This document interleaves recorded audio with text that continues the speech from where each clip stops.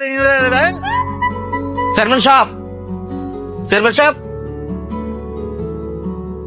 আসসালামু আলাইকুম। আসসালাম। এই সকাল সকাল দরজা ধাক্কাইতেছো সিলিগে কিছে? ডাকাইতাম না, আপনি তো ঠিকই না, ভুল হয়ে গেছে। আপনি তো ঠিকই বলে আবারও ভুল হয়ে গেছে। মানে কইবার চাইতেছে যে আপনার তো বই নাই, আপনি বিয়েই করছেন না। আমি যে সারা রাত ঘুমাইবার পারলাম না, হেঁটে লেগে কি করবেন?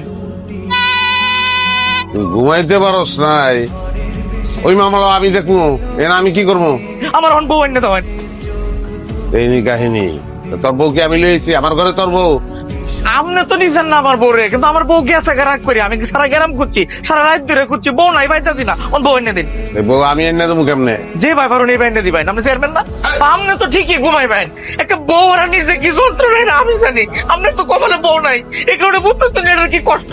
ওই টিক্কা ধরে কিন্তু ভিক্ষা মারবো আমি। একটা আপনি একটা চেয়ারম্যান বানানি আপনার জীবনে ভুল হয়েছে।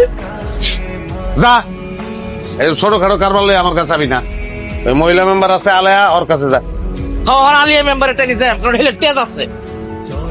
আর যা এর কাছে গিয়া ক, এই বউ যদি ফেরত না পাস তালাক দিয়া আলেয়ারে বিয়া করে হালাই। যা যা যা।